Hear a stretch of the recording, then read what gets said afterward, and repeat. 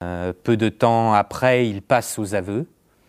Il donne aux policiers les véritables mobiles qui l'ont poussé à commettre ces crimes, mais il se rétracte par la suite en présence d'un avocat et invente cette histoire de possession du chien labrador de son voisin.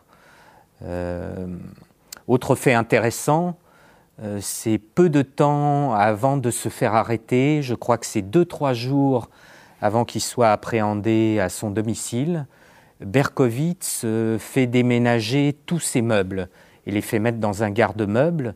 Et c'est à ce moment-là qu'il creuse ce trou dans le mur et qu'avec un feutre, il met des tas d'inscriptions sur le mur de son appartement, que l'on voit d'ailleurs dans le film de Spike Lee.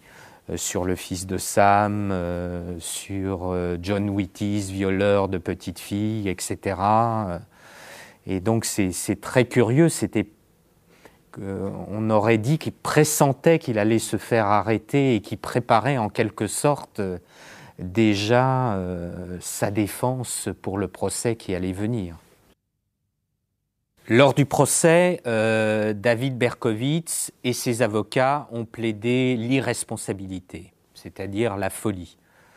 C'est assez typique d'un certain nombre de serial killers, ça fait partie de leur côté manipulateur pour éviter des peines de prison à perpétuité ou une condamnation à mort. Mais statistiquement, alors que c'est un cliché peut-être du cinéma américain, où l'on voit tant de tueurs fictifs aux grandes dames des victimes et du procureur échapper ainsi à la prison en étant enfermés dans un asile, ça ne correspond pas du tout à une réalité statistique.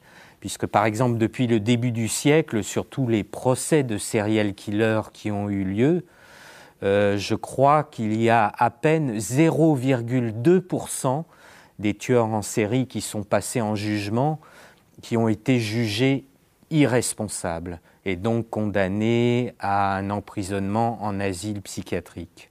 Ça n'a pas été le cas pour Berkowitz, malgré le témoignage aussi d'un certain nombre de psychiatres qui se sont laissés abuser par son récit de possession. Et il y a même un psychiatre que Berkowitz a complètement trompé lors d'une séance d'hypnose et quelques années après, quand je l'ai raconté, c'était quelque chose qui le faisait encore beaucoup rire. Il était très content de lui, d'avoir pu manipuler un certain nombre de journalistes, également un de ses avocats et plusieurs psychiatres lors de son procès. Les tueurs en série sont totalement incurables.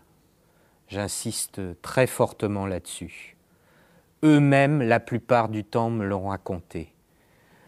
Sur la quarantaine et quelques de tueurs en série que j'ai rencontrés, plus d'une trentaine m'ont avoué en toute franchise, en toute sincérité, que si c'était libéré le lendemain, ils tueraient à nouveau. Je leur ai demandé au bout de combien de temps, ils m'ont dit généralement dans la semaine. Autre statistique assez effrayante, sur 300 serial killers qui ont été libérés depuis le début du siècle, tout pays confondu, que ce soit pour un vice de forme, vice de procédure, parce qu'on avait oublié un mandat de perquisition, ou parce qu'on ne leur avait pas lu leur loi Miranda au moment de l'arrestation pour ce qui concerne les États-Unis, ou tout simplement parce qu'ils avaient purgé leur peine. Sur ces 300 serial killers qui ont été relâchés, tous, je dis bien tous, ont récidivé au moins une fois avant d'être capturés à nouveau. Ça vous montre le degré de dangerosité extrême de ces individus. Pour eux, il faut absolument un emprisonnement total à perpétuité.